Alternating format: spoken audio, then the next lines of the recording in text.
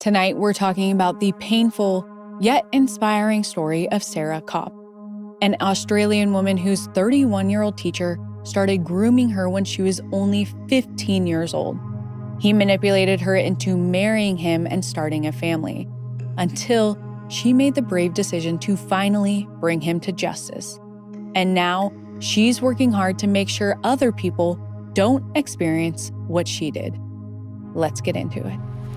The situation that I was in, I honestly felt that there was no escape. I came forward to police because I felt the need to tell my story and get that across to somebody. It had been a secret that I'd held for such a long portion of my life, and I really did feel like I needed some form of justice.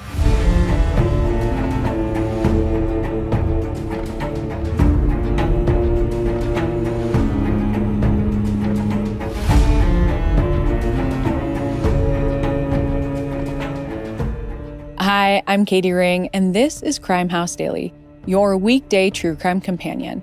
We follow the cases making headlines now, where justice is still unfolding.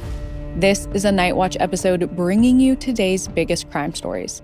Don't forget to subscribe to my YouTube channel at Crime House Daily so you never miss an episode.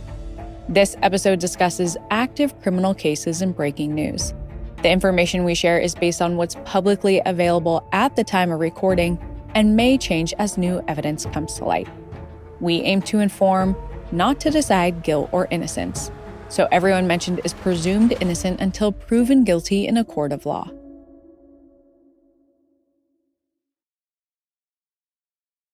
Tonight, we're diving into the case of Sarah Kopp. After being groomed by 31-year-old Paul Grealy as a teenager, he manipulated her into marrying him, and they had 2 children. After 8 years, Sarah was able to divorce Paul. But as her kids grew up, she realized how important it was to protect them from facing similar forms of abuse. So in 2018, she filed a police report against her abuser and the father of her children. The case went to trial in 2024, and Paul was sent to prison. As of August 2025, he's been released, but Sarah is still working to make sure the same thing doesn't happen to anyone else. To understand how one man is able to take advantage of an innocent girl for so long, let's go back to 1985, when Sarah Kopp was born. Sarah grew up in Hervey Bay, Queensland, a small coastal city in northeastern Australia. Her mother, Deborah, had moved them there to be closer to her parents for support since Sarah's dad wasn't in the picture. Like many kids whose father isn't in the picture, she feels like something is missing from her life. Deborah has always struggled with social interactions and doesn't have many friends. So Sarah is sometimes more like a friend than a daughter. On top of that, the absence of a father figure makes Sarah eager to please others, especially her teachers at Urangan High School. She's a straight A student and never gets in trouble. She also loves to dance and dreams of joining a professional company after she goes to community college. But her dreams are interrupted when Paul Grealy enters her life. In 2000, Paul gets a position as a PE teacher at Sarah's school and is immediately popular with the students. But Sarah quickly becomes Paul's favorite. 31-year-old Paul takes interest in the 15-year-old and regularly compliments her athletic ability. He's extremely encouraging of Sarah's dance aspirations and even starts attending her recitals. It's more than most teachers do to support their students, but on the surface, there's nothing overtly wrong with his behavior. However, over time, that changes. At some point, Paul starts making inappropriate comments about Sarah's body. They're framed as compliments, but he's saying things no adult should ever say to a child. Then, Paul takes things a step further. At school, he starts touching Sarah in seemingly innocent ways. But soon enough, he begins lingering his hands a little too long. Sarah doesn't know how to feel about any of this. She's confused, but Paul is supposed to be someone she can trust. But on the other hand, the extra attention from a teacher she respects makes her feel good about herself. So she tells herself there's nothing wrong with the way Paul treats her. Partway through the school year, Sarah's grandfather passes away, and Paul uses this as a way to get even closer to Sarah. She and her mom are both devastated and have lost a huge part of their support network. During this vulnerable time, Paul swoops in and sends Deborah flowers and a heartfelt sympathy card. She's incredibly moved, and she puts her social anxieties to the side and invites Paul over for dinner. The gathering goes so well that he starts coming to their house on a regular basis. Every time, he showers Deborah with compliments and tells her how she's done such a good job raising her daughter. And pretty soon, Paul feels like part of the family. Deborah doesn't realize that he's grooming her just as much as he's grooming Sarah, so Paul is able to worm his way into their lives even more. Later in the school year, Sarah stays at home sick, and Paul offers to come over after school to take care of her. He brings over some chicken soup and a copy of Ferris Bueller's Day Off, but he wasn't really looking to take care of Sarah. Instead, he almost immediately takes advantage of her. While they're sitting on the couch, Paul suddenly grabs Sarah and moves her away from the window. Then he sexually assaults her. Sarah freezes. She's completely in shock. And when it's over, Paul makes her promise not to tell anyone what happened. Sarah is terrified and her heart is racing. At the same time, she doesn't want to get Paul in trouble, so she keeps her forced promise and doesn't say a word to anyone, not even her mom. When Deborah comes home, she thinks Paul and Sarah had a pleasant, restful evening.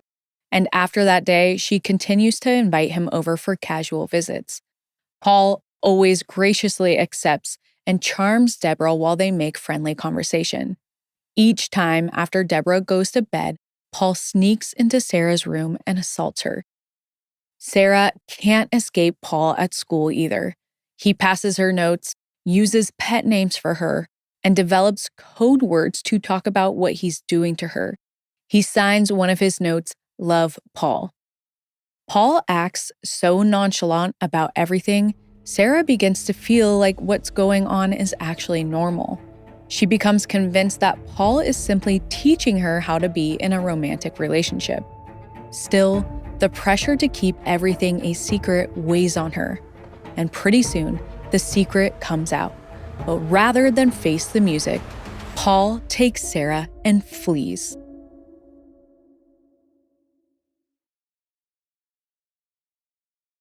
"15-year-old Sarah Kopp is being sexually groomed and abused by her 31-year-old teacher, Paul Grealy.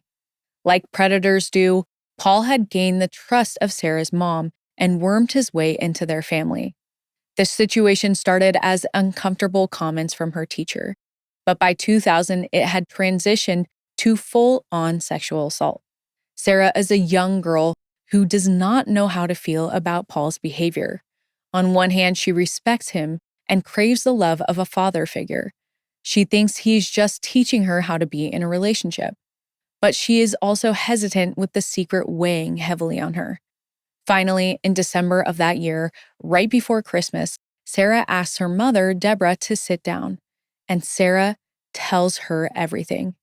Sarah's young, so even though deep down she knows what's happening is wrong, she still doesn't understand the full gravity of the situation. She's expecting her mother to be concerned, but instead, Deborah clams up. She's never known how to deal with tough situations, and instead of helping her daughter, she tells her not to tell anyone else, which allows Paul to continue abusing Sarah. The more it goes on, the more Sarah retreats from her life. Her grades begin to slip, and she starts spending less time with her friends. Sarah is becoming more and more isolated, and she doesn't know where to turn for help. Some of her friends notice the change in her behavior, but that's not the only thing they have observed. They've also started to catch on to Paul's overly affectionate treatment towards Sarah at school. They also start noticing his car parked outside of her house at night. Finally, Sarah's best friend asks her what's going on, and Sarah tells her everything. But she also tells her friend that it has to say a secret or else Paul could get in trouble. Now, Sarah's friend is just as scared and confused as she is. She also doesn't want to lose Sarah even more than she already has, so she doesn't tell anyone what she's learned. Throughout the rest of the school year, Paul continues to groom and abuse Sarah. Then, at the start of the next year in 2001, when Sarah is in 11th grade, Paul tells her he has some news. He got a new teaching job and he's moving to Brisbane, which is 4 hours away from Hervey Bay. But Paul doesn't plan on this being a final goodbye. He asks Sarah to go with him. And to try and convince her to come along, he promises to enroll her in a dance academy once they get there. Sarah wants to go to dance school more than anything, and Deborah doesn't stop it. Just like that, Paul rips Sarah away from the only life she's ever known, to hold her captive in an unfamiliar city. As soon as they arrive in Brisbane, Sarah realizes that Paul's promises of dance school were a complete lie when he enrolls Sarah at a typical public school. Back in Hervey Bay, some of Sarah's former teachers suspect that something inappropriate is going on, and one of them thinks she can find out for sure. Earlier that year, she had her students complete a time capsule project where they wrote notes about what they wanted to achieve by the end of the school year. The teacher pulls out Sarah's notes. One of them reads, quote, "I want to be able to tell everyone my secret, and I want to be able to be free and do what I please with who I please." Another says, "I wish that some things in my life were out in the open. I hate being behind closed doors." The teacher interprets these notes as a clear sign that Paul had been grooming Sarah the previous year, and she immediately reports him to the Queensland Department of Education. But when the department contacts Deborah, she tells them Paul is just her friend, and she says that nothing inappropriate has ever happened between them. After that, the investigation is dropped, and Sarah remains in Brisbane with Paul for the next 2 years. Then in 2003, Sarah turns 18, which means Paul doesn't have to make her hide their relationship, even as he continues teaching. At the same time, once Sarah is of legal age, Paul becomes more controlling and further isolates Sarah from the few friends she has in Brisbane. Things go on like this for another 3 years. And in 2006, when Sarah is 21 and Paul is 37, he finds another way to control her. That year, Sarah learns that she's pregnant. She shares the news with Paul and they decide to get married. On the day of the ceremony, Sarah feels extremely anxious. She realizes she doesn't want to marry Paul. However, she's too afraid to back out since she's pregnant. So she and Paul are officially wed. After their baby is born, things seem to look up a little.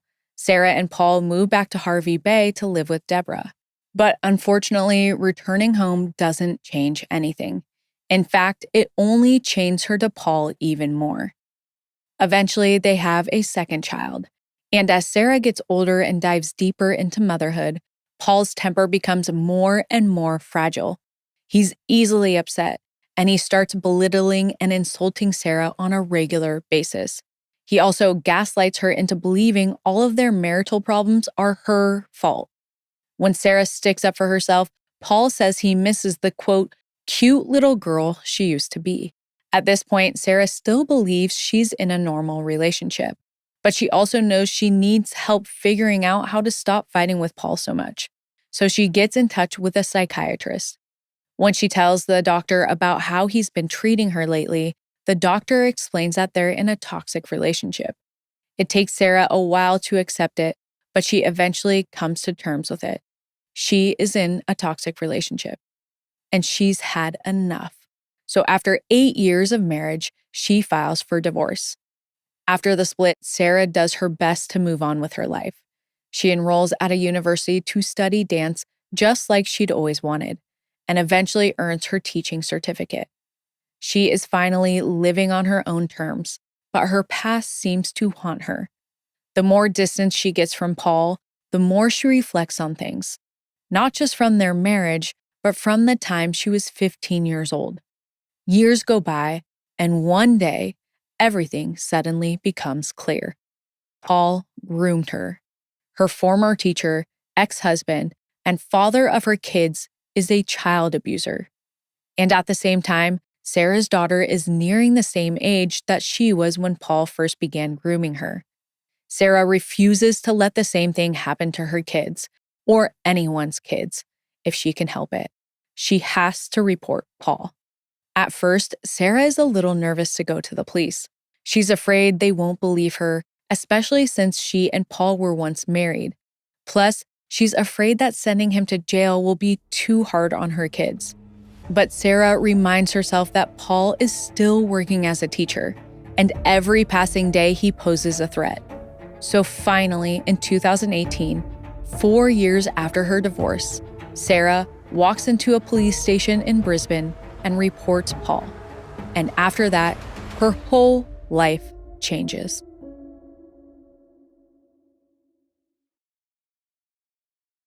In 2018, Sarah Kopp files a police report against her abuser, former teacher, and father of her 2 kids, Paul Grealy. She doesn't expect much to come of it, but then a detective named Julia Ward takes on the case, and she asks Sarah to tell her the full story, which Sarah does. She also gives Detective Ward evidence from when Paul first started grooming her, including journal entries she wrote about what was happening. When Detective Ward sees everything, she knows she's dealing with a textbook case of grooming and sexual abuse. For the next 2 years, Ward continues to collect evidence. Finally, in 2020, Paul is arrested and charged with 1 count of maintaining an unlawful relationship with a child and several charges of indecent treatment of a child under 16. He could go to prison for up to 14 years. But he's not going down without a fight. During his arrest, Paul insists they're making a mistake. He tells police that Sarah's case is malicious and that he's the victim. Authorities aren't buying it. However, he does convince his 2 kids that he never did anything wrong. Both of them ask Sarah to drop the case. They don't want their dad going to prison. This forces Sarah to explain everything to them. Eventually, they understand that their dad broke the law and give their mother their full support for the next 4 years. Then, in April 2024, Paul's trial begins. The defense tries to convince the court that Paul and Sarah didn't enter into a relationship until she was 16 years old, which is the age of consent in Queensland. However, the prosecution has too much evidence showing Sarah was, in fact, 15 when Paul targeted her. Aside from Sarah's testimony, their strongest piece of evidence comes from Deborah, Sarah's mom, who has also finally come to terms with the truth and wants to make up for all of the years she let her daughter be abused. In the end, the jury finds Paul guilty on 5 counts of indecent treatment of a child under 16 and 1 count of maintaining an unlawful relationship with the child. When Sarah hears the guilty verdicts, she bursts into tears of joy and relief. Paul is then sentenced to 2.5 years in prison, but he only ends up serving 15 months before he's released in August 2025. As of this recording, he's applied for an extension of time to appeal his conviction. If successful, it could make him innocent in the eyes of the law. Regardless of what happens with him, Sarah is working to prevent this kind of abuse from happening to anyone else. In addition to being a high school dance teacher, she runs a nonprofit called Step In for Kids, which, quote, educates schools, parents, and young people about warning signs of grooming and equips them with the tools to prevent predatory behavior against children. Sarah regularly gives talks to lawmakers and education professionals about her experiences and hopes that she can build a future where no one can be hurt the way she was. She says that for the first time in her life, she feels like she's doing something really meaningful. We'll be watching to see if anything happens with Paul's efforts to overturn his conviction. But no matter what happens, Sarah Kopp has emerged from this dark time in her life and is bringing light to so many others. And in the end, nothing can take that away. What do you think of tonight's case? Drop your thoughts and theories in the comments. See you next time. If you haven't already, subscribe to our YouTube channel at Crime House Daily and follow us on social media at Crime House 24/7 for real-time updates, because the pursuit of justice never stops.